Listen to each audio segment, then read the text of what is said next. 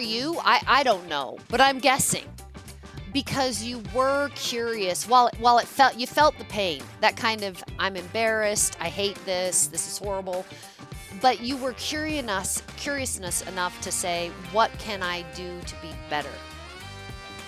And, Andy, you started about how do we change the perception in the field. We change the perception by being continuously curious, not only about our clients and how do we exactly get a solution that meets their needs, that's relevant, distinct, and memorable, but curious about our own skill set. And not I think the ones that have a hard time is if they think pure relationship selling will work anymore. Hi, friends. Welcome to the Sales Enablement Podcast. I'm your host, Andy Paul. That was Jennifer Colosimo. Jennifer is president of the Enterprise Division at Franklin Covey and the co-author of a new book titled Strikingly Different Selling: 6 Vital Skills to Stand Out and Sell More. And in our conversation today, Jennifer and I are joined by Howard Brown, CEO of Revenue.io, as we talk about what sellers need to do to stand out in today's competitive markets. We dive into some really interesting research data from Jennifer's book that talked about the consequences of sellers not being able to stand out, which included data that found that across a variety of industries, B2B industries, that the average win rates were a dismal 17% for deals above 100K, which is really low. We explore why buyers have such low expectations for sellers. In our book, Jennifer cites the results of surveys with more than 14,000 B2B decision makers, which buyers saw virtually no difference between vendors and sellers 42% of the time, so nearly half the time. We also dig into the number one sales issue as expressed by buyers that is problematic for sellers, which was that buyers don't feel that sellers understand their needs. In fact, the need to understand the buyer was the single most important buying criteria to buyers by a factor of 3. Then we also dig into Jennifer's formula for being strikingly different. It's a 3-part formula to be relevant, distinct, and memorable, and we're going to get into the details of that. So we get into all this and much, much more, but before we get to Jennifer, I want to remind you to subscribe to this podcast wherever you listen to it. And I want to remind you to check out my latest book, Sell Without Selling Out, a guide to success on your own terms. It's a modern human-centric framework for increasing your win rates and shortening decision cycles without resorting to the salesy behaviors that buyers hate. It's available everywhere you shop for books, online, and in stores. Okay, friends, let's jump into it with Jennifer and Howard. Jennifer, welcome to the show. Thank you so much, Andy. And Howard, you too. It's fabulous to be here with both of you. Any chance? You're always welcome to the show, Howard. So, here we are. At last, we had sort of a little hiccup the last time we tried to do this, but I think we're all set. So, Jennifer, tell us a bit about you and what you do. So I am the president of the Enterprise Division at Franklin Covey, and we help clients achieve behavior change in 4 key areas: leadership, individuals, building inclusive high-trust cultures, and executing a strategy, how to execute on strategy, including sales strategy, which I think we're here to talk about today. And I'm one of the co-authors of a book called Strikingly Different: 6 Vital Skills for Selling. Yeah, Strikingly Different Selling, 6 Vital Skills to Stand Out and Sell More. So what was the impetus to write the book? Well, and I'm talking to some sales professionals here amongst us. We've been in sales for many, many years, and we actually have an offering that we use with clients on improving their sales capability. Mm-hmm. What really drove the book is some live sales simulations we did over a period of 6 years with over 2,800 sales professionals. And they were live. You'd have a client executive, you'd have a sales professional, and 135 countries. This was global B2B sales. The sales professionals would always come out and say, I think it went well. They were paying attention. It looks like this would be a close. And the client executives would say, I can barely tell the difference. I can barely tell the difference. In fact, we heard a lot. That would have been a waste of time. And so as we did that and did some additional research with a sales research firm, we decided, hey, we know what would help people be more strikingly different and not so surprisingly average. And that's what drove the book. Okay. Well, tell us about these simulations because I'm fascinated. So, how'd you set it up, and what was sort of the scenario? Well, as I mentioned, we offer as part of our executing on your strategy sales capability content. And so, as part of that sales capability content, at the end of it, things about how to position yourself and how to listen more effectively and how to resolve what we call traffic lights, red, yellow, green lights. We would, at the end of the training component, have a sales simulation and previous client executives come in the room. And as we had those experiences over time, we kept thinking, okay, still people aren't getting what you need to do to stand out and sell more. So they were with clients and they would help us set up those sales simulations, often, frankly, in hotel ballrooms. What Right, Art. was what was striking for me was, and I don't remember the exact percentage, but it was 70% or more of those executives felt like the time was completely wasted. I think that was, I'm Yes. paraphrasing, but that's amazing, right? So you get the reps who think they're doing a phenomenal job. They're like creating opportunities. They're feeling great about it. They're putting it in their pipeline. The managers are excited. Things are going. 70% waste of time. Can you tell me more about that? And do you know what that stat was exactly, by the way? Because I'd love to continue using it. Well, so of the detail that we did with primary intelligence, that was the differentiation analysis, and it analyzed 14,000. It was 14,500, but surveys and interviews with client executives. And the stat that you're referring to is that differentiation analysis. 70% came out and said, I can't tell the difference. In fact, what it really was, 42% of the time they could. So it's a little less than 70. But we've all been sold to. I have been looking at tools recently, and you know the difference between those who have looked at your website, read your press releases, if it's possible, there's earnings calls, they've looked up you, they're making a guess about this will be compelling to her. And so I'll put something out there, and of course I'll stop and let her respond. And those that come on and say, we're in a lot of countries. We work with a lot of people. We have these features and benefits. And I've been on the end of that recently, both. In fact, I had a really good one and one that I'm thinking, seriously, you can look us up. Well, what did the good one do? Well, the good one to the point that we're making here had really researched Franklin Covey. In fact, we're public, so he'd read an earnings transcript. Right. And he could say, I can tell based on how you sell, we sell our content through a yearly subscription.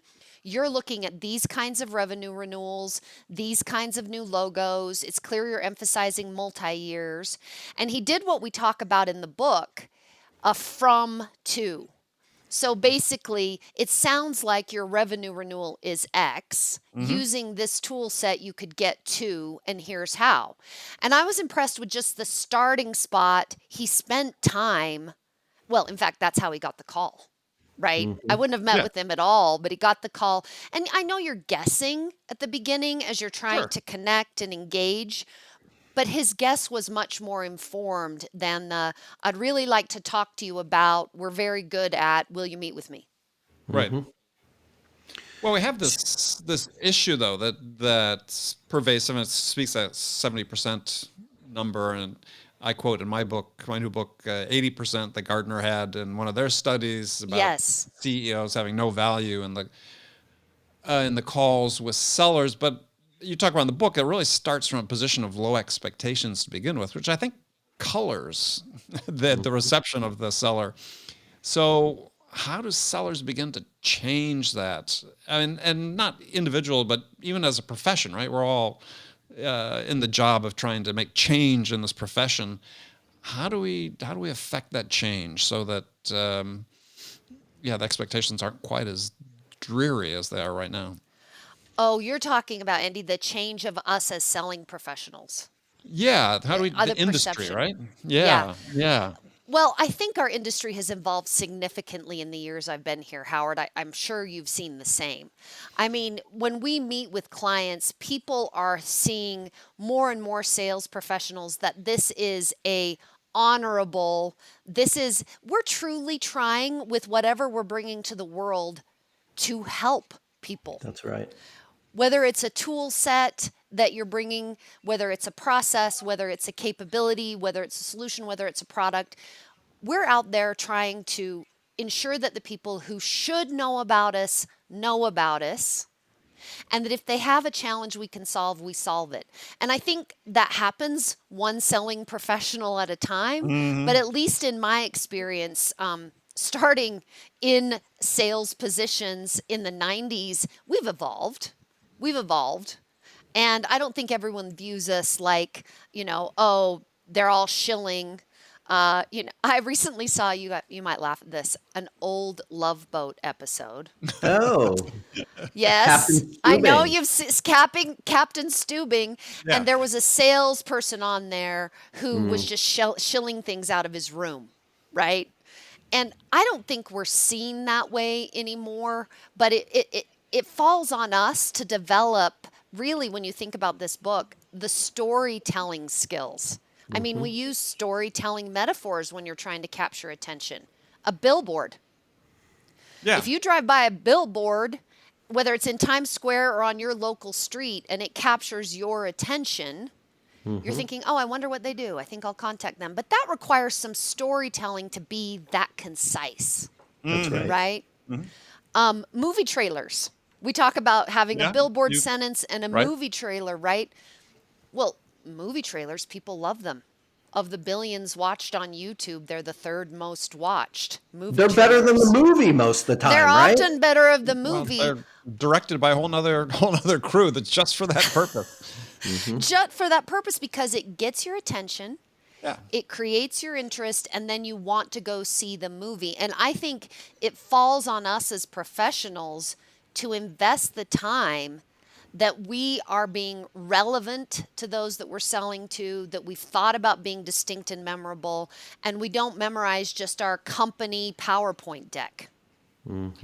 Yeah. I mean, at the same time, though, we're seeing this research from Gartner that came out in the summer of 2020 saying, well, buyers don't want to talk with sellers anymore. And I mean, I thought that was sort of Yeah. nonsensical, but because yeah, buyers never want to talk to sellers. I Well, no mean, one wants to be sold. that's No one right. wants to be sold. I want to be advised of my buying decision. Right. I want somebody to Yes. help me once I have enough information and I've reached that point. Now I need an expert to help me make that purchase decision, to help me differentiate them from somebody else. I need them to understand my use case and help me decide whether or not what we're looking at here can reasonably help me. And that Right. is what I'm looking for as a buyer. And a seller needs to understand that, right? Their job, to your point, Jennifer, is to help. And Right. if they're not a helper, if they don't come into the profession wanting to help people navigate this incredibly difficult process, which is buying, we all know sellers sell. They do it all day long. Yeah, Yes. how many things do you buy unless you're a shopaholic like some of my family members? How many things are you actually buying in any given day? And if you're buying high tech tools, you're buying software, whatever, there's not that many decisions. So we need help, and that's what a seller's job is to help us navigate that. Yeah, I think buyers need to talk to sellers, right? They understand they have a need. I mean, it's the interesting study I'd read not that long ago about this whole idea of concept of strong ties versus weak ties, Hmm. where in organizations, everybody that works together, they form these strong ties, and then the author of this paper wrote is that what they know is they all know redundant information. And so they need people with weak ties that have a new perspective, who ask Hmm. questions they're not asking themselves, to come in and ask those questions, which are salespeople. So self-aware organizations know that they need salespeople to come in and help them do the things you talk about, Howard, is give us a different perspective on the challenges we're facing and have us think differently about our problem and the potential outcomes we can achieve. Diversity of thought and ideas. Shocking. Who would have Yes. thought? Amazing. Amazing. Well, I mean, if you think about it, nobody wants, and I've experienced salespeople like this, where I'm thinking as I'm looking, just as I'm looking at the two of you, they Uh-oh. clearly need Uh-oh. to close. They clearly need to close the quarter, Yeah. right? Or the year, because you can feel it. Just like if I've been out of the dating cycle for a long time, but when you could feel desperation, right? And nobody is attracted to desperation. People are attracted to, and I don't mean it in the romantic way, you're attracted to someone who can give you great ideas and that will say, we could go that way and that won't get you what you're wanting, Yeah. right? Yeah. I mean, when I'm working with clients and we're working on how do you build a high trust inclusive culture, and they come back with, could we just have you keynote for 60 Yeah. for 60 minutes? Yeah. And I'm saying, well, that will be great, and maybe we will change someone's mindset. You sometimes it just occasionally, but if you're really trying to build a culture and you've got 28,000 people, Yeah. that is not going to do it. And so I don't want a keynote if that's what you expect. Let's talk about what might drive that. You want somebody who isn't just desperately trying to close something. Yeah. Well, that's someone putting their own interest ahead of theirs of the buyers, right? And you sense it. That's that desperation you talked about. It's all what they need at that point in time. You sense it, you smell it, and you smell run it. from it. And so that is some of that feeling that we have when we think about the traditional sales guy selling something out of the Love Boat room, right? Like that horrible Yes. feeling that we're not going to get anything of value. They used to be snake oil salesmen or whatever it is. I think that what's so important today, and maybe I'm showing my age here, but I realize that time is my most valuable commodity. I think it's all of our most valuable. We have limited amount of time. And I try and structure my day around the concept that I want to be spending my time doing the most valuable thing in each block of time. And if as salespeople or business people, we go into every meeting with the idea that we should be that person's most valuable thing that they could be doing with that block of time. Otherwise, you probably shouldn't be there, right? So the idea is, how do I come into this situation where that person's going to walk away, whether they buy my product or service, and say, that was a great use of my time. It was diversity of thought. I have a different perspective. I learned something. I grew from it. If not, then do something else, because you probably have value. It's just not in what you're doing or selling. Yeah. Yeah. Well, I mean, it comes from a lack of intention, right? As sellers, want to operate by a script, and they're not acting intentionally in terms of, hey, I'm going to consume some of this person's time and attention. What do they need from me to make that outcome a valuable outcome for them? well, As I and like what to call you it, oh, I'm sorry, Andy, please. well, as I like to call it, is value in the eyes of the buyer is really progress, right? As a result of interacting with you, am I closer to making a decision than I was beforehand? That's the very definition of value in a sales call. Oh, completely agree. I mean, if you think about what we talk about in the book, what you're both mentioning is relevant, right? Because we have a formula that goes throughout the whole connecting, engaging, and then how you validate and co-create. Are you relevant to what they need? And then does it have some distinction to where we started Right. the conversation? It might be relevant, but can I see the differentiator between you? And is it memorable, which requires work on your end to be that clear, concise storyteller? And I think we've talked a lot about that relevance. It's not just knowing your solution, but can I make that leap and convey it verbally or written very well as to how this solves that for you or not? Yeah. But at least Yeah. I asked some interesting questions. It took you farther along your path. You'll remember it later. Yeah, and you talk about relevant, distinct, and memorable. I mean, I think the memorable's key. I posted about that on LinkedIn today about peak experiences. Is Daniel Kahneman had this whole theory about peak end. His peak end rule is when people go through an experience and they consider the experience afterwards. They basically take into account two factors in making their decision about it. And one is, what was the peak event during that experience? As a seller, you can't predict in advance which of your experience with the buyer are going to be the peak event. So they all have to be your A game. Yeah.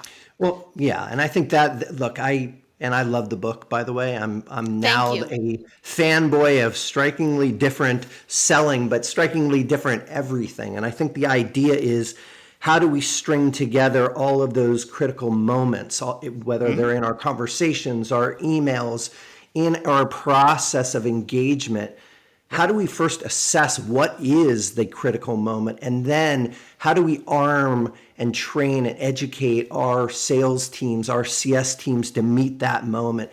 And so you talk about the being strikingly different. You have the billboard and then the movie trailer. Let's get down to now we're into sort of finding the gap, the problem, and why we're that right fit. How do we train salespeople to do that?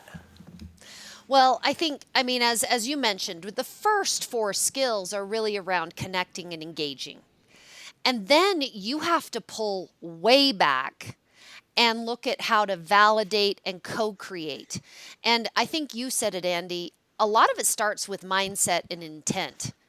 Are you curious? Because I don't personally, I don't like to be asked the questions up front. And the one I hate, what keeps you up at night? Worst I'm question like, ever. Nothing. Nothing.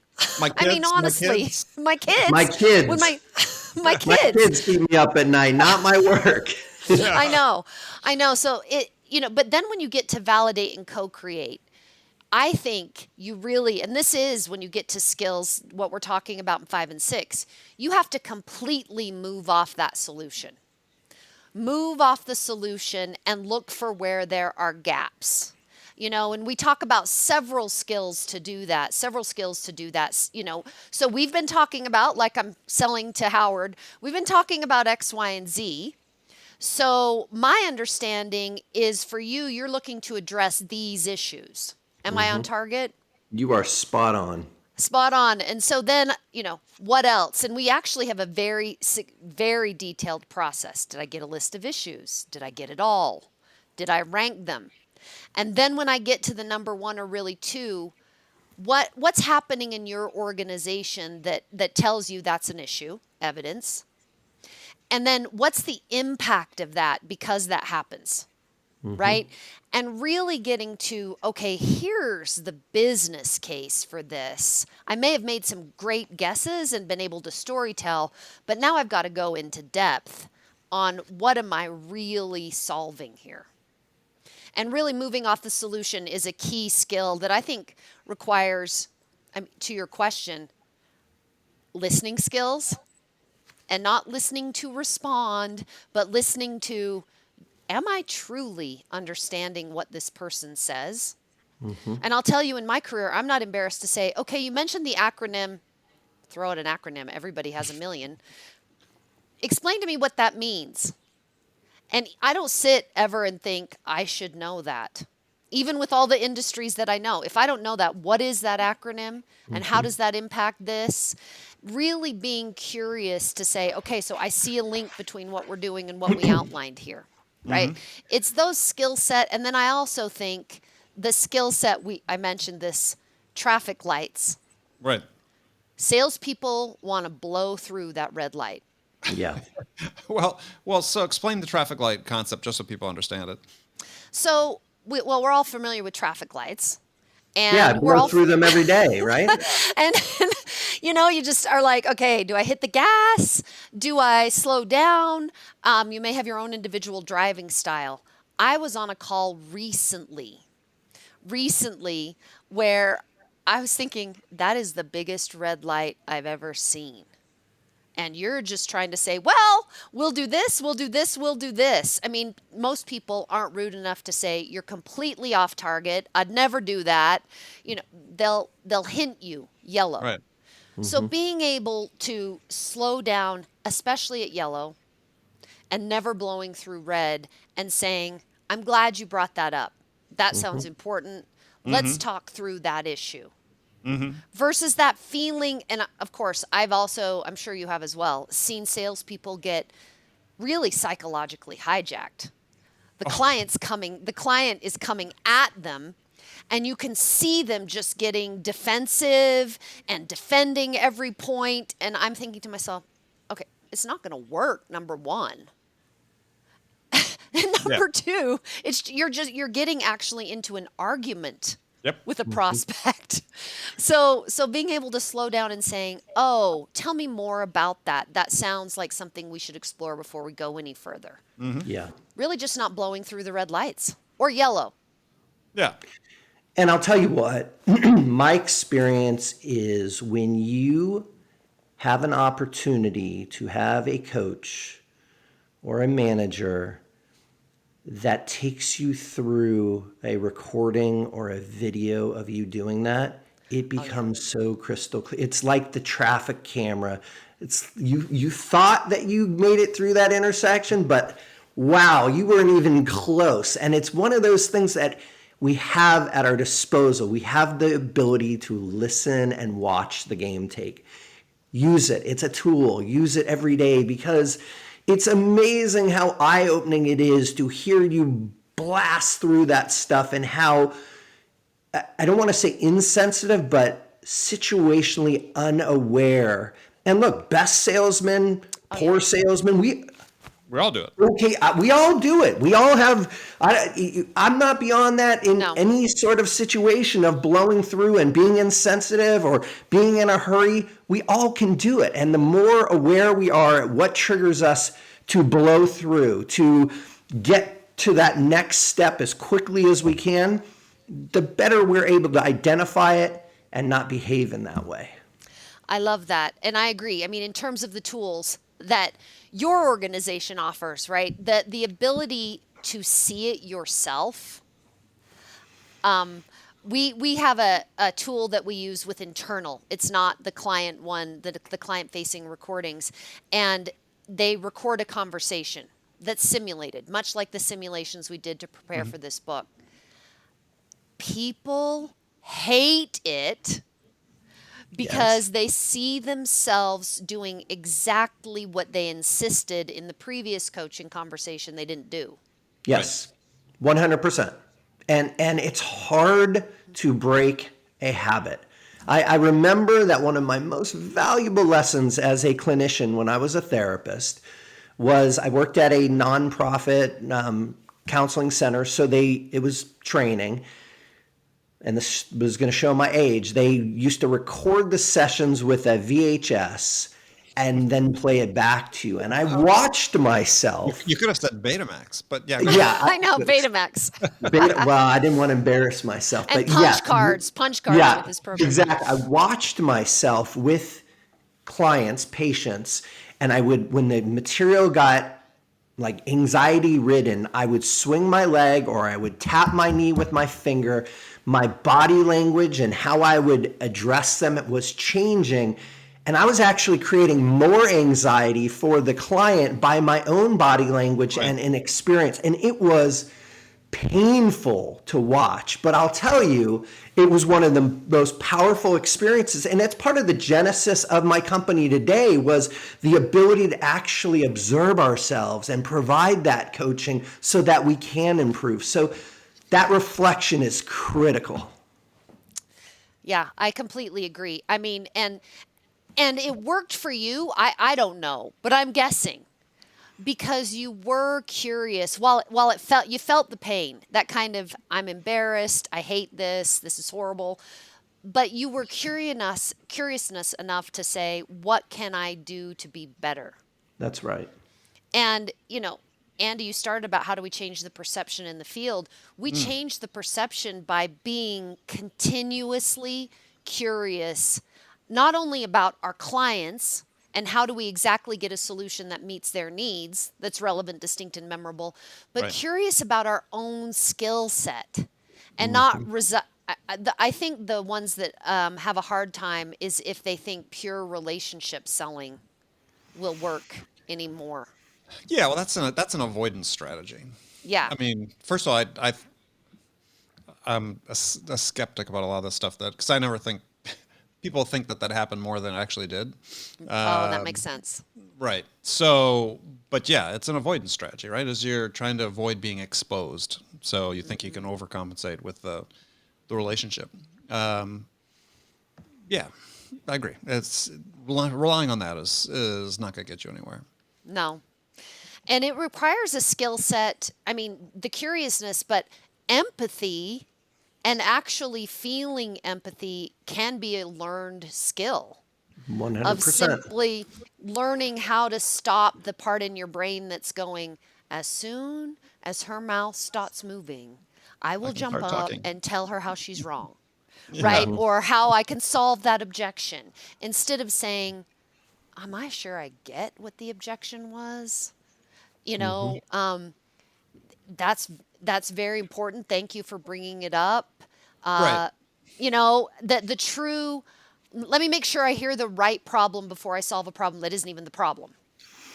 Yeah. Well, I think, and Howard, I'm interested in your take on this because, yeah, your Yeah, therapy background is. Yeah. But let me just finish the question. Was says it seems like a lot of the behaviors, we discuss about the bad behaviors in sales. Talking all the time. Listening to respond rather than listening to understand, so on. Has its roots in insecurity, as I talked about before, is people just not wanting to be exposed for being less than.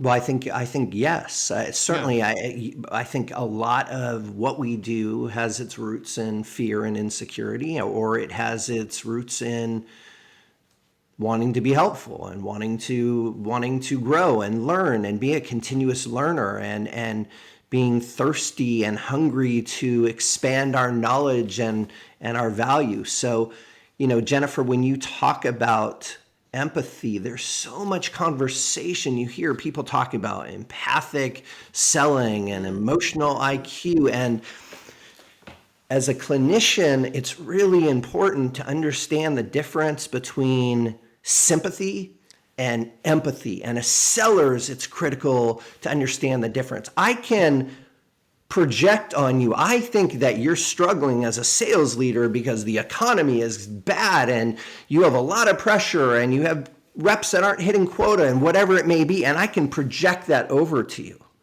And that might be interesting, but that is not empathy. Empathy is asking you a set of open-ended questions, getting you talking, understanding a little bit more about you, getting you to clarify so you understand even more about the situation and how you got, then I can be empathic. But without the understanding and the open-ended questions and the ability to really reflect, all you're doing is providing sympathy. And anybody can provide sympathy. It's called projection. Understanding is the difference, and that is the empathy that you're talking about. It is. It is. And I think that is, and we've been talking about selling and buying. And in addition, I think that is the thing that most human beings want. Most human beings want to feel understood. Yes. And I know as a buyer, when I think, and there's a recent engagement that I had with a seller, and I thought, oh my gosh, Jacob actually gets me and my problem and what I'm trying to do. We may or may not have the exact solution here, but he has invested the time, and you honestly feel a lightness come. Like, oh my gosh, he understands me, right? Yeah. Which may or may not mean that we're closing, right? It may not be a closing signal, but you're a lot closer when you feel, okay, they understand. And so this next piece is relevant to me, and I can tell the difference. That's part of being distinct. It's part of being human, right? The ability to feel heard, seen, understood, and appreciated, right? Like, Valued. let's just Valued. boil it down to the simple things. We all have those human needs. And if we as human beings want to connect with one another, selling, relationship, parenting, we need to bring that to the table. Yeah, Yeah. I agree. Maslow's hierarchy of needs, right? Yeah. I think I got No? it somewhere back there. Yeah, I think you Yeah. got it back there I'm sure somewhere. I have that one too.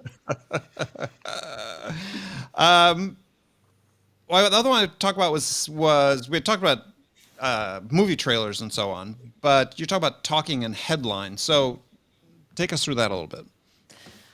Well, again, this comes back to a storytelling skill set. And I think we've seen in this conversation as we've talked that there's one skill set that's how do you create excitement? How do you connect? How do you engage? And then there's this other skill set that you validate and co create. So I think you have to be able to flow back and forth between those and not think, and now is the time I will tell you something interesting. Okay, now you talk. It's a flow, but talking in headlines, in fact, in the book, we talk about a message house, right? That has a billboard, that has movie trailers, that gets down into the real issues where you co create.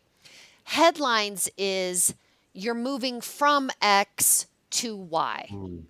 So you could say to a client, we can help you reduce the tickets in queue.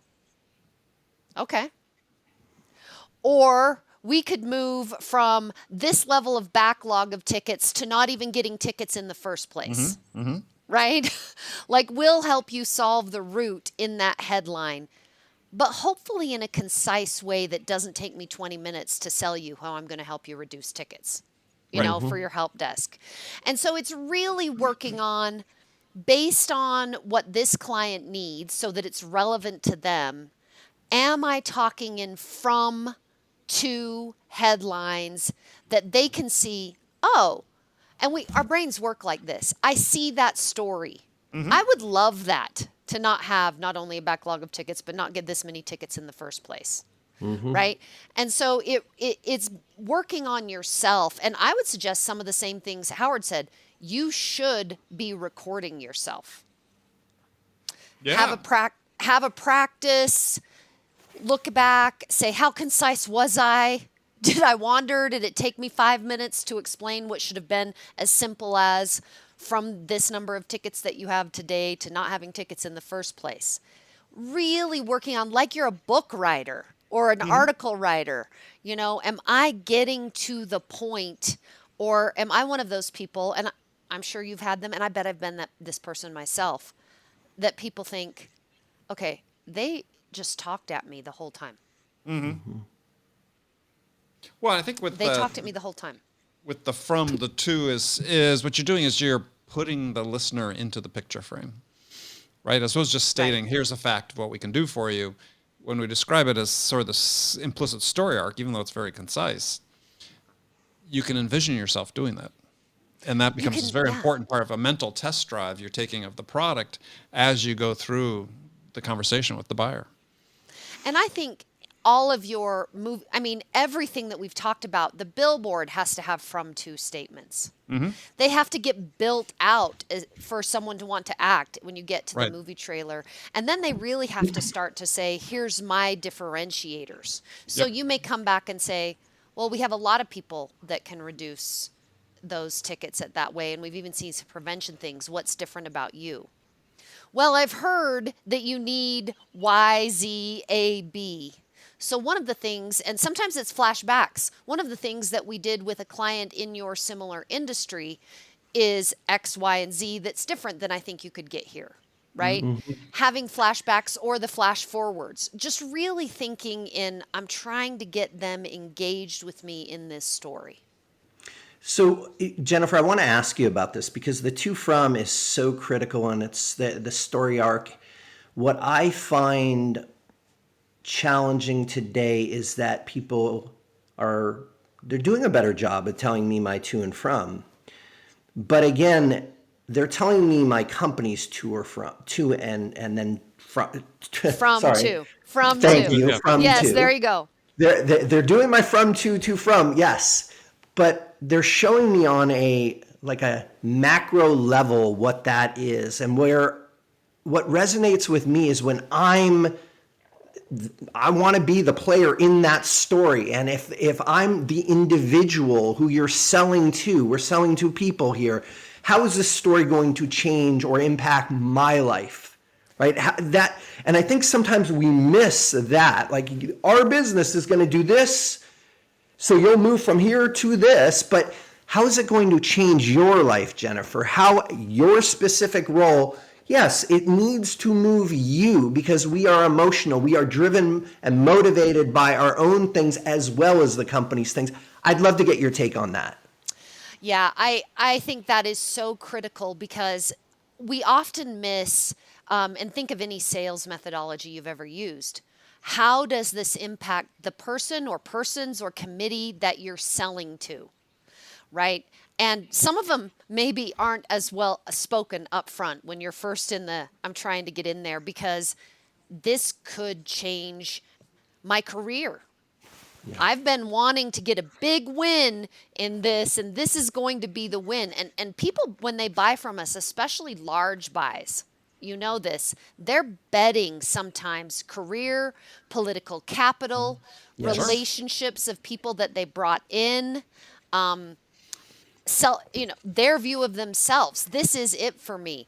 And so, I mean, I think it depends on where you are with the buyer. But when we do the list of issues, what's the biggest one, what's the evidence and the impact, often, dependent on where we are in the stage, and we teach people to say, so tell me, I get that the impact is you're actually losing a fair amount of money on that product line. It's actually a loss.